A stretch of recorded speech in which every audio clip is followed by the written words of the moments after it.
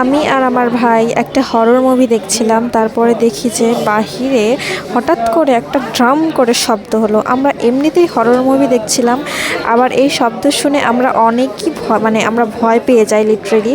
তো তারপর দৌড়ে গিয়ে আমরা বারান্দায় যাই, আর গিয়ে যা দেখি, মাছ পড়ে গেছে ড্রাম থেকে।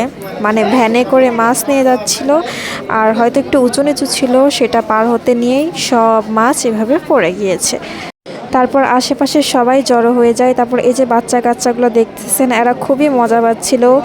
কোনো কোনো পিচ্চিরা মাছ ধরতেছিল, কিন্তু এই লোকগুলো বকা দিচ্ছিল যে মাছ ধরো না তোমরা, আমরা মাছ তুলতেছি, মাছ ছিটাছিটি করো না। তো বাচ্চারা আর কি কথা শুনবে, যে যার মতো আর কি মাছ ধরতেছিল।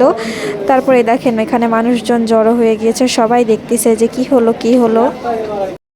তারপর আমি একটু জুম করে দেখার চেষ্টা করি যে কি কি মাছ আছে। তো দেখি বেশিরভাগই টাকি মাছ, কই মাছ, আর বড় একটা মাছ ছিল, কিন্তু আমি বুঝতে পারতেছিলাম না সেটা কি মাছ। ওদের মাছ তোলা দেখতে দেখতে হঠাৎ করে আমার মাছের কথা মনে পড়ে গেল। তারপর আমি একটু আমার মাছগুলোকে দেখতে যাই যে কি করতেছে ওরা। আমার মাত্র 2টা মাছ বেঁচে আছে।